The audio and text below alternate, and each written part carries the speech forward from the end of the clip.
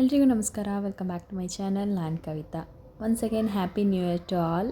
ಇದು ತುಂಬ ಹಳೆ ವಿಡಿಯೋ, ಒಂದು 3-4 ಡೇಸ್ ಬ್ಯಾಕ್ ಮಾಡಿರೋವಂಥದ್ದು. ಸೊ ನಿನ್ನೆ ಅಪ್ಲೋಡ್ ಮಾಡಬೇಕಿತ್ತು, ಆಗಲಿಲ್ಲ. ಇವತ್ತು ನಿಮ್ಮ ಜೊತೆ ಶೇರ್ ಮಾಡ್ತಾ ಇದ್ದೀನಿ. ಇವತ್ತಿನ ಬೆಳಗ್ಗೆ ಡಿಟಾಕ್ಸ್ ಡ್ರಿಂಕ್ಗೆ ನಾನು ನೆಲ್ಲಿಕಾಯ್ದು ಜ್ಯೂಸ್ದು ಕ್ಯೂಬ್ಸ್ ರೆಡಿ ಮಾಡಿಟ್ಟಿದ್ನಲ್ಲ ನೆಲ್ಲಿಕಾಯ್ದು, ಸೊ ಅದನ್ನೇ ತೊಗೊತಾ ಇದ್ದೀನಿ. ಇದನ್ನು ಆಲ್ರೆಡಿ 3 ಡೇಸಿಂದ ಕಂಟಿನ್ಯೂಸ್ ಆಗಿ ತೊಗೊತಾ ಇದ್ದೀನಿ. ಇದಿಲ್ಲ ಅನ್ನೋರು ನಾರ್ಮಲಾಗಿ ನೀವು ಜೀರಾ ವಾಟರ್ ಅಥವಾ ಅಜ್ವೈನ್ ವಾಟರು, ಜೀರಾ, ಸೋಂಪು, ಅಜ್ವೈನ್ ಮೂರನ್ನು ಮಿಕ್ಸ್ ಮಾಡ್ಕೊ ತೊಗೋಬೋದು. ಶುಂಠಿದು ಮುಂದೆ ನೆಕ್ಸ್ಟ್ ವೀಡಿಯೋಗಳಲ್ಲಿ ನಾನು ಡಿಟಾಕ್ಸ್ ವಾಟರ್ದು ಒಂದು 6 ದಿನಕ್ಕಾಗೋ ಥರದ್ದು ಅಥವಾ ಒಂದು ವಾರಕ್ಕಾಗೋ ಥರನ ಯಾವ ರೀತಿ ಮಾಡ್ಕೋಬೋದು, ಬೇರೆ ಪೌಡರ್ ಆಗಿರ್ಬೋದು, ಬೇರೆ ಬೇರೆ ರೀತಿಯ ಡಿಟಾಕ್ಸ್ ವಾಟರ್ಗಳನ್ನ ಶೇರ್ ಮಾಡ್ತೀನಿ. ನಾನು ಮೊದಲೇ ಹೇಳ್ದಾಗೆ ಬೇರೆ ಬೇರೆ ವಿಡಿಯೋಗಳಲ್ಲಿ ನೋಡಿರ್ಬೋದು, ಇದೊಂದು ಮ್ಯಾಜಿಕಲ್ ಡ್ರಿಂಕ್ಸ್ ಕುಡಿದ ತಕ್ಷಣ ನೀವು ವಾರದಲ್ಲಿ 3 kg ಸಣ್ಣ ಆಗ್ತೀರಾ, 4 kg ಸಣ್ಣ ಆಗ್ತೀರಾ ಅಂತೆಲ್ಲ ಇರುತ್ತೆ ಟೈಟಲಲ್ಲಿ. ಬಟ್ ಅದೆಲ್ಲ ಫೇಕು. ಯಾವುದೇ ಕಾರಣಕ್ಕೂ ನೀರುಗಳು ಡಿಟಾಕ್ಸ್ ಡ್ರಿಂಕ್ಗಳನ್ನ ಕುಡಿದ್ರೆ ಸಣ್ಣ ಆಗಲ್ಲ, ಹೆಲ್ಪ್ ಆಗುತ್ತೆ ಅಷ್ಟೇ. ಇವತ್ತಿನ ಟಾಪಿಕ್ ಬಂದು ವೆಯ್ಟ್ ಲಾಸ್ ಜರ್ನಿಯಲ್ಲಿ ನಾವು ಎಕ್ಸಸೈಸ್ನ ಮಾಡಲೇಬೇಕಾ, ಮಾಡಲಿಲ್ಲ ಅಂದರೆ ಸಣ್ಣ ಆಗೋದಕ್ಕಾಗಲ್ವಾ ಅನ್ನೋದಾದರೆ, ಖಂಡಿತ ಎಕ್ಸಸೈಸ್ ಇಲ್ಲದೇನೂ ನಾರ್ಮಲ್ ಜಸ್ಟ್ ಒಂದು 10-20 ನಿಮಿಷ ವಾಕ್ ಮಾಡ್ತಾ ನಾನೀಗ ಏನು ತೋರಿಸ್ತಾ ಇದ್ದೀನಿ ಇದೇ ರೀತಿ ಬ್ಯಾಲೆನ್ಸ್ಡ್ ಡಯಟ್ನ ಮಾಡಿಕೊಂಡು ವೆಯ್ಟ್ ಲಾಸನ್ನು ಆರಾಮವಾಗಿ ಮಾಡ್ಕೋಬೋದು.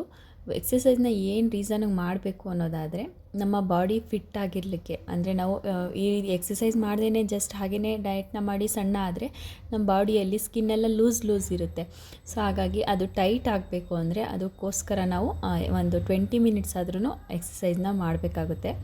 ಹಾಗೆಯೇ ನಾವು ಡೈಲಿ ದಿನಪೂರ್ತಿ ಆ್ಯಕ್ಟಿವ್ ಆಗಿ ಹಾಗೆ ಫಿಟ್ ಆಗಿರಬೇಕು ಅಂದರೆ ಎಕ್ಸಸೈಸ್ನ ಮಾಡಬೇಕು. ಆ್ಯಕ್ಟಿವ್ ಆಗಿ ಇರಬೇಕು ಅಂದರೆ ನಮ್ಮ ಮೆಟಬಾಲಿಸಮ್ ಚೆನ್ನಾಗಿ ಕೆಲಸ ಮಾಡಬೇಕು. ಮೆಟಬಾಲಿಸಮಿಂದ ಏನೆಲ್ಲ ಹೆಲ್ಪ್ ಆಗುತ್ತೆ ಅಂತ ಅಂದರೆ, ನಾವು ತಿನ್ನೋಂಥ ಆಹಾರನ ಚೆನ್ನಾಗಿ ಜೀರ್ಣ ಮಾಡಲಿಕ್ಕೆ ಅದು ಹೆಲ್ಪ್ ಮಾಡುತ್ತೆ. ಆವಾಗ ನಮಗೆ ಕ್ಯಾಲೋರೀಸ್ ಅನ್ನೋದು ಜಾಸ್ತಿ ಆಗಲ್ಲ. ಸೊ ನಮ್ಮ ಜೀರ್ಣಶಕ್ತಿ ಕೂಡ ಚೆನ್ನಾಗಿ ಕೆಲಸ ಮಾಡಬೇಕು ಅಂದರೂ ಕೂಡ ನಾವು ಎಕ್ಸಸೈಸ್ನ ಮಾಡಬೇಕಾಗುತ್ತೆ. ಅದೊಂದು ರೀಸನ್ಗಾದರೂ, ಅಂದರೆ ಡೈಲಿ ಮಾಡಲಿಕ್ಕೆ ಆಗಲಿಲ್ಲ ಅಂದ್ರೂ ನಿಮ್ಮ ಕೈ ಟೈಮ್ ಇಲ್ಲ ಅಂತ ಏನಾದರೂ ರೀಸನ್ ಏನಾದರೂ ಇದ್ದರೆ, ನಿಮಗೋಸ್ಕರ ನಿಮ್ಮ ಟೈಮ್ ಕೊಟ್ಕೊಂಡ್ರೆ ಒಂದು 1/2 hour ಕೊಟ್ಟರೆ ಸಾಕಾಗುತ್ತೆ ಡೈಲಿ ಮಾಡಲಿಕ್ಕೆ. ಡೈಲಿ ಮಾಡಲಿಕ್ಕೆ ಆಗಲ್ಲ ಅನ್ನೋರು ಒಂದು ವಾರದಲ್ಲಿ 4-5 ದಿನ ಈ ಥರನಾದರೂ ಒಂದು 2 ದಿನ ಸ್ಕಿಪ್ ಆದ್ರೂ 4-5 ದಿನನಾದರೂ ಮಾಡಿದ್ರೆ ತುಂಬಾ ಒಳ್ಳೆಯದು. ಅಟ್ಲೀಸ್ಟ್ ಒಂದು 10 ಮಿನಿಟ್ಸ್ ಎಕ್ಸಸೈಸ್ ಅಥವಾ 10 ಮಿನಿಟ್ಸ್ ವಾಕಿಂಗ್ ಕೂಡ ಮಾಡ್ಕೋಬೋದು. ನನ್ನ ಡಯಟ್ನಲ್ಲಿ ನಾನು ಕೂಡ ಒಂದು 15 ಮಿನಿಟ್ಸ್ ಎಕ್ಸಸೈಸ್ನ ಮಾಡಿಕೊಂಡು 20 ಮಿನಿಟ್ಸ್ ನಾನು ವಾಕ್ನ ಮಾಡ್ತಾಯಿದ್ದೆ. ಸೊ ಹಾಗಾಗಿ ನನಗೆ ಯಾವುದೂ ಕೂಡ ಕಷ್ಟ ಅಂತಲೇ ಅನಿಸಲ್ಲ. ಯಾವುದು ಕಷ್ಟ ಅಂದರೆ ಎಲ್ಲನೂ ಕಷ್ಟ ಅಂತಲೇ ಅನಿಸುತ್ತೆ. ಬಟ್ ಎಲ್ಲನೂ ಈಸಿಯಾಗಿ ತೊಗೊಂಡ್ರೆ ತುಂಬಾ ನಮಗೆ ಬೇಗ ರಿಸಲ್ಟ್ ಸಿಗುತ್ತೆ ಅಂತಲೇ ಹೇಳ್ಬೋದು. ಸೊ ನಾನು ಡಯಟ್ನ ಸ್ಕಿಪ್ ಮಾಡಿಬಿಟ್ಟು ಆಲ್ರೆಡಿ ಒಂದು 6 ತಿಂಗಳಾಗಿದೆ. 6 ತಿಂಗಳಾದ್ರೂ ಕೂಡ ಜಸ್ಟ್ ನಾನು 1-2 kg ಜಾಸ್ತಿ ಆಗಿದೆ ಅಷ್ಟೇ. ಆದರೆ ನಾನು ಎಲ್ಲ ಥರದ ಫುಡ್ಡನ್ನು ತೊಗೊಂಡಿದ್ದೀನಿ. ಸ್ವೀಟ್ಸ್ ಆಗಿರ್ಬೋದು, ಜಂಕ್ ಫುಡ್ ಆಗಿರ್ಬೋದು, ಎಲ್ಲನೂ ತೊಗೊಂಡಿದ್ದೀನಿ. ಮತ್ತು ಎಕ್ಸಸೈಸ್ನ ಫುಲ್ ಸ್ಕಿಪ್ ಮಾಡಿದ್ದೀನಿ. ಎಕ್ಸಸೈಸ್ ಬದಲಿಗೆ ಜಸ್ಟ್ ವಾಕಿಂಗ್ ಅಷ್ಟೇ ಮಾಡ್ತಾಯಿದ್ದೆ ಟೈಮ್ ಸಿಕ್ಕಿದಾಗ, ಅದನ್ನು ರೆಗ್ಯುಲರ್ ಆಗಿಲ್ಲ. ಮಧ್ಯ ಊರಿಗೆ ಹೋಗೋದಿರ್ತಿತ್ತು, ಹಾಗೆಯೇ ಎಲ್ಲಾದರೂ ಹೊರಗಡೆ ಹೋಗೋದಿರ್ತಿತ್ತು. ಸೊ ಅಲ್ಲಿ ಕರೆಕ್ಟಾಗಿ ಫಾಲೋ ಮಾಡೋಕ್ಕಾಗ್ತಿರ್ಲಿಲ್ಲಲ್ಲ, ಹಾಗಾಗಿ ಸ್ಕಿಪ್ ಆಗಿತ್ತು. ಮತ್ತು ನಾನು ಅದೇ ವೆಯ್ಟ್ಗೆ ರೀಚ್ ಆಗಲಿಕ್ಕೆ ನನಗೆ ಹೆಲ್ತಿ ರೊಟೀನನ್ನು ಮತ್ತೆ ಸ್ಟಾರ್ಟ್ ಮಾಡಿದ್ದೀನಿ. ಸೊ ಅದರದ್ದು ವೀಡಿಯೋಸ್ಗಳನ್ನ ನಿಮ್ಮ ಜೊತೆ ಶೇರ್ ಮಾಡ್ತೀನಿ. ಹಾಗೆಯೇ ಜಾನ್ವರಿ 2ನೇ ತಾರೀಕಿಂದ ಮತ್ತೆ ನನ್ನ ವೆಯ್ಟ್ ಲಾಸ್ ಚಾಲೆಂಜನ್ನು, ಒಂದು 20 ಡೇಸ್ ಚಾಲೆಂಜನ್ನು ತೊಗೊಳ್ಳೋಣ ಅಂತ ಅಂದ್ಕೊಂಡಿದ್ದೀನಿ. 20 ಡೇಸಲ್ಲಿ ಎಷ್ಟು ವೆಯ್ಟ್ ಲಾಸ್ ಆಗುತ್ತೆ, ಏಕೆಂದರೆ ನಾನು ಆಲ್ರೆಡಿ 10 kg ವೆಯ್ಟ್ ಲಾಸ್ ಆಗಿರೋದ್ರಿಂದ 10-11 kg ನನಗೆ ಮತ್ತೆ ವೆಯ್ಟ್ ಲಾಸ್ ಈಸಿಯಾಗಿ ಆಗುತ್ತೆ. ಕೆಲವೊಬ್ಬರಿಗೆ ಈಗ ಶುರುನಲ್ಲಿ ಇದ್ದರೆ ಸ್ವಲ್ಪ ಲೇಝಿ ಇರ್ತಾರೆ, ಹಾಗೆ ಕೆಲವೊಂದು ಟಿಪ್ಸ್ಗಳು ಗೊತ್ತಿರಲ್ಲ. ಸೊ ಹಾಗಾಗಿ ಸ್ವಲ್ಪ ಲೇಟ್ ಆಗ್ಬೋದು. ಯಾರೆಲ್ಲ ಫಾಲೋ ಮಾಡ್ತೀರಾ ಕಾಮೆಂಟ್ ಸೆಕ್ಷನಲ್ಲಿ ತಿಳಿಸಿ.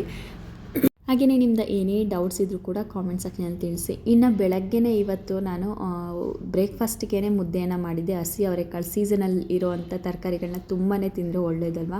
ಸೊ ಹಾಗಾಗಿ ಇವಾಗ ವಿಂಟರ್ ಟೈಮಲ್ಲಿ ಹಸಿರು ತರಕಾರಿಗಳು ತುಂಬಾ ಜಾಸ್ತಿ ಬೀಳುತ್ತೆ. ತೊಗರಿಕಾಳು, ಹಸಿ ಅವರೆಕಾಳು ಈ ಥರದ್ದೆಲ್ಲ. ಹಾಗೆ ಪಾಲಕ್ ಹೆಚ್ಚಾಗಿ ಸಿಗುತ್ತೆ ಇಂಥ ಟೈಮಲ್ಲಿ. ಜಾಸ್ತಿ ರೇಟ್ ಕೂಡ ಕಡಿಮೆ ಇರುತ್ತೆ, ಹೆಲ್ದಿಯಾಗಿ ಕೂಡ ನಾವು ಅಡುಗೆಗಳನ್ನ ಮಾಡ್ಕೋಬೋದು. ಸೊ ಈಗ ಬೆಳಗಿನ ಬ್ರೇಕ್ಫಾಸ್ಟ್ಗೆ ಮುದ್ದೆಯನ್ನು ಮಾಡಿದ್ದೆ ಬಸ್ಸಾರು ಜೊತೆಗೆ. ಅದರ ರೆಸಿಪಿ ಕೂಡ ಹಾಗೆಯೇ ಶೇರ್ ಮಾಡಿದ್ದೀನಿ.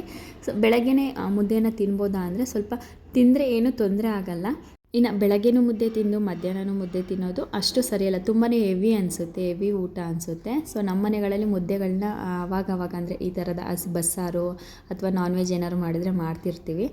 ಇನ್ನು ಮುದ್ದೆ ಊಟ ಮಾಡೋದೆಲ್ಲ ಇಷ್ಟ ಇರೋರು ಬೆಳಗ್ಗೆನೇ ಕೂಡ ಮುದ್ದೆ ಊಟ ಮಾಡ್ಬೋದು. ಇನ್ನು ಮಧ್ಯಾಹ್ನಕ್ಕೆ ಆದಷ್ಟು ಲೈಟ್ ಫುಡ್ಡನ್ನು ತೊಗೊಳ್ಳಿ. ಹಾಗೆಯೇ ರಾತ್ರಿಗೂ ಕೂಡ ಜಸ್ಟ್ ಹಾಗೆ ಸೂಪು ಅಥವಾ ಸ್ಯಾಲಡು ಈ ಥರದನ್ನು ತೊಗೊಂಡು ನಾವು ಸಿಂಪಲ್ ಡಿನ್ನರ್ನಲ್ಲಿ ನಾವು ಮುಗಿಸ್ಕೋಬೇಕಾಗುತ್ತೆ. ಏಕೆಂದರೆ ಬೆಳಗ್ಗೆನೇ ಹೆವಿ ಊಟನ ತೊಗೊಂಡಿರ್ತೀವಲ್ವ, ಹಾಗಾಗಿ ಸೊ ಆಗ ಲೈಟ್ ಫುಡ್ಗಳನ್ನ ತೊಗೊಂಡ್ರೆ ಬ್ಯಾಲೆನ್ಸ್ ಆಗುತ್ತೆ ಮಧ್ಯಾಹ್ನ ಹಾಗೆ ನೈಟು. ಹಾಗಾಗಿ ನಾನು ಬೆಳಗಿನ ಬ್ರೇಕ್ಫಾಸ್ಟ್ಗೆ 1 ಕಪ್ಪಷ್ಟು ತರಕಾರಿ ಜಾಸ್ತಿ ಹಾಕಿರೋಂಥ ಉಪ್ಪಿಟ್ಟನ್ನು ತೊಗೊಂಡಿದ್ದೆ. ಮುದ್ದೆಯನ್ನು ಸ್ಕಿಪ್ ಮಾಡಿದೆ. ಅದೇ ಮುದ್ದೆಯನ್ನು ಮಧ್ಯಾಹ್ನಕ್ಕೆ ತೊಗೊಂಡಿದ್ದೆ. ಈಗ ನಮ್ಮ ಕಡೆ ಇರುವಂಥ ಊಟಗಳನ್ನ ಬಿಟ್ಟು ನಾವು ಬರೀ ತರಕಾರಿ ಸೊಪ್ಪು ತಿಂದ್ಕೊಂಡು ವೆಯ್ಟ್ ಲಾಸ್ ಮಾಡಲಿಕ್ಕಾಗಲ್ಲ ಅಲ್ವಾ. ನಮ್ಮ ಕಡೆ ನಾವು ಏನೆಲ್ಲ ಮಾಡ್ತೀವಿ, ಈಗ ನಾರ್ತ್ ಕರ್ನಾಟಕ ಕಡೆ ಜಾಸ್ತಿ ಚಪಾತಿ ಹಾಗೆಯೇ ರೊಟ್ಟಿ, ಜೋಳದ ರೊಟ್ಟಿ ಈ ಥರದ್ದೆಲ್ಲ ಇರುತ್ತೆ. ಸೊ ಅವ್ರು ಅದನ್ನೇ ತಿಂದ್ಕೊಂಡು ಮಾತ್ರ ವೆಯ್ಟ್ ಲಾಸನ್ನು ಮಾಡ್ಕೋಬೋದು. ಅದು ಬಿಟ್ಟು ಬರೀ ತರಕಾರಿ ಸೊಪ್ಪು ತಿಂದು ವೆಯ್ಟ್ ಲಾಸ್ ಮಾಡಿ ಅಂದರೆ ಆಗಲ್ಲ. ಈಗ ನಮ್ಮ ಕಡೆ ಎಲ್ಲ ನಾವು ಜಸ್ಟ್ ಮುದ್ದೆ ರೊಟ್ಟಿ ಈ ಥರದವರೇ ಜಾಸ್ತಿ ಇಷ್ಟಪಡೋದ್ರಿಂದ ಅದರಲ್ಲೇ ನಾವು ಬ್ಯಾಲೆನ್ಸ್ಡಾಗಿ ಮೇಂಟೈನ್ ಮಾಡಬೇಕಾಗುತ್ತೆ. ಇನ್ನು ಸಂಜೆ ಸ್ನ್ಯಾಕ್ಸಿಗೆ 1 ಕಪ್ಪಷ್ಟು ಗ್ರೀನ್ ಟೀಯನ್ನು ತೊಗೊಂಡಿದ್ದೆ. ಅದಾದಮೇಲೆ ನಮ್ಮ ಮಗಳದ್ದು ಇವತ್ತು ಡ್ಯಾನ್ಸ್ ಎಕ್ಸಾಮ್ದು ಸರ್ಟಿಫಿಕೇಟ್ನ ಕಲೆಕ್ಟ್ ಮಾಡ್ಕೋಬೇಕಾಗಿತ್ತು. ಅದು ಮಲ್ಲೇಶ್ವರಮಲ್ಲಿ ಒಂದು ಪ್ರೋಗ್ರಾಮ್ ಇತ್ತು. ಸೊ ಅಲ್ಲಿಗೆ ಹೋಗ್ಬೇಕಾಯ್ತಲ್ಲ, ಹೊರಟಿದ್ವಿ. ಸಿಕ್ಕಾಬಟ್ಟೆ ರಶ್ ಇತ್ತು. ಅದು ಅಲ್ಲದೆ ಸ್ಯಾಟರ್ಡೆ ಸಂಡೇ ಇನ್ನು ನ್ಯೂ ಇಯರ್ ಕೂಡ ಹತ್ರ ಇರೋದ್ರಿಂದ ಇನ್ನು 1 ಡೇ 2 ಡೇಸ್ ಅಷ್ಟರಲ್ಲೇ ಅಲ್ವಾ, ಸಿಕ್ಕಾಬಟ್ಟೆ ರಶ್ಶು. ಇನ್ನು ಅಲ್ಲಿನ ಪ್ರೋಗ್ರಾಮ್ನ ಮುಗಿಸ್ಕೊಂಡು ವಾಪಸ್ ರಿಟರ್ನ್ ಆಗೋ ಅಷ್ಟರೊಳಗೆ 8:30 ಅಥವಾ 9 ಏನೋ ಆಗಿತ್ತು ಟೈಮು. ಸೊ ಅಲ್ಲಿಂದ ಬಂದ ತಕ್ಷಣ ನಾನು ಡಿನ್ನರ್ಗೆ ಅಂತೇಳಿ ಏನೂ ಪ್ಲ್ಯಾನ್ ಮಾಡಿರಲಿಲ್ಲ. ಮಧ್ಯಾಹ್ನದ್ದೇ ಆಲ್ರೆಡಿ ಲೇಟ್ ಆಗಿದ್ದರಿಂದ ಮಧ್ಯಾಹ್ನ ಮಾಡಿರೋವಂಥ ರೆಡ್ ರೈಸೇ ಇತ್ತು. ಸೊ ಅದನ್ನೇ ಊಟ ಮಾಡ್ಕೊಳ್ಳೋಣ ಅಂತೇಳಿ ಎಲ್ಲನೂ ರೆಡಿ ಮಾಡಿ ಇಟ್ಕೊತಾ ಇದ್ವಿ. ಅದಕ್ಕೂ ಮುಂಚೆ ಊರಲ್ಲಿ ಬೆಣ್ಣೆಯನ್ನು ಕೊಟ್ಟಿದ್ರು, ಅದನ್ನು ಕೂಡ ತುಪ್ಪನ ಮಾಡ್ಕೊಳ್ಳೋಣ ಅಂತೇಳಿ ರೆಡಿ ಮಾಡ್ಕೊತಾ ಇದ್ದೆ. ಇನ್ನು ಈ ರೀತಿ ಅಥವಾ ಹೆಲ್ದಿಯಾಗಿ ಇವತ್ತು ಚೀಟ್ ಮೀಲ್ ಆಯಿತು ಅಂತಲೇ ಹೇಳ್ಬೋದು. ಬಟ್ ಅನ್ಹೆಲ್ದಿಯಾಗಿ ಏನಿಲ್ಲ, ಹೆಲ್ದಿಯಾಗಿಯೇ ಚೀಟ್ ಮೀಲ್ ಆಗಿರೋದ್ರಿಂದ ಏನೂ ತೊಂದರೆ ಆಗಲ್ಲ. ಈ ರೀತಿ ಜಸ್ಟ್ ಟೈಮಿಂಗ್ ಸರಿ ಚೇಂಜ್ ಆಗಿದೆ ಅಷ್ಟೇ, ನಾರ್ಮಲ್ ಫುಡ್ಡನ್ನೇ ತೊಗೊಂಡಿರೋದ್ರಿಂದ. ಇನ್ನು ರಾತ್ರಿ ಕೂಡ ರೈಸನ್ನು ತಿನ್ಬೋದಾ ಅನ್ನೋದಾದರೆ ಆರಾಮವಾಗಿ ತಿನ್ಬೋದು, ಯಾವುದೇ ತೊಂದರೆ ಇಲ್ಲ.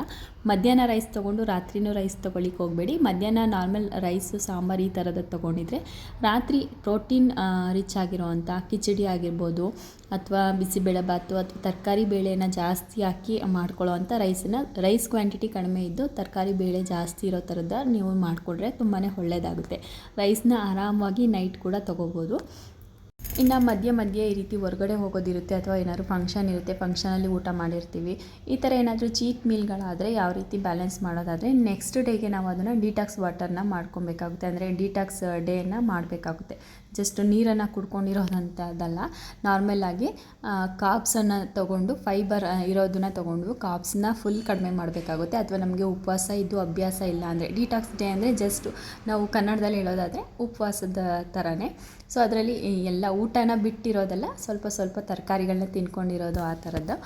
ಅದರದ್ದೇ ಸಪ್ರೇಟ್ ವೀಡಿಯೋನ ನಾನು ನೆಕ್ಸ್ಟ್ ದಿನಗಳಲ್ಲಿ ಶೇರ್ ಮಾಡ್ತೀನಿ. ಏನಾದರೂ ಚೀಟ್ ಮೀಲ್ ಆದಾಗ ಯಾವ ರೀತಿ ಬ್ಯಾಲೆನ್ಸ್ ಮಾಡ್ಕೋಬೋದು ಅಂತೇಳಿ. ಡಿಟಾಕ್ಸ್ ಡೇಯಲ್ಲಿ ಮೇಯ್ನಾಗಿ ಮಾಡ್ಕೋಬೇಕಾಗಿರೋದು ನಾವು ಇನ್ಫ್ಯೂಸ್ ವಾಟರ್ ಅಂತೇಳಿ. ಸೊ ನಾನು ಲಾಸ್ಟ್ ವ್ಲಾಗಲ್ಲಿ ಶೇರ್ ಮಾಡಿದ್ದೆ ನೋಡಿ, ಡಿಟಾಕ್ಸ್ ಡೇನ ಅಂದರೆ ವಾಟರ್ನ ಮಾಡ್ಕೊತಾ ಇದ್ದೀನಿ ಅಂತ. ಅದೇ ರೀತಿ ಅದರಲ್ಲಿ ಸ್ವಲ್ಪ ಚೇಂಜಸ್ ಇರುತ್ತೆ ಅಷ್ಟೇ. ಈಗ ಆಲ್ರೆಡಿ ವಿಡಿಯೋ ಎಂಡಿಗೆ ಬಂದೇ ಬಿಡ್ತು, ನೋಡ್ತಾ ಇರ್ಬೋದು ಕೂಡ. ತುಪ್ಪ ಕೂಡ ಪರ್ಫೆಕ್ಟಾಗಿ ಆಗಿತ್ತು. ಜಸ್ಟ್ ಅದ್ರ ತುಪ್ಪ ಬಂದಿದೆಯೋ ಇಲ್ವೋ ಅಂತ ಗೊತ್ತಾಗಬೇಕು ಅಂದರೆ ಅದ್ರ ಮೇಲ್ಗಡೆ ವೈಟ್ ಬಬಲ್ಸ್ ಬಂದರೆ ನಮಗೆ ಕ್ಲಿಯರಾಗಿ ಎಣ್ಣೆ ರೀತಿ ಕಾಣಿಸಿದ್ರೆ ನಮಗೆ ತುಪ್ಪ ಕರೆಕ್ಟಾಗಿ ಆಗಿದೆ ಅಂತೇಳಿ ಗೊತ್ತಾಗುತ್ತೆ ನಮಗೆ ಈಸಿಯಾಗಿ.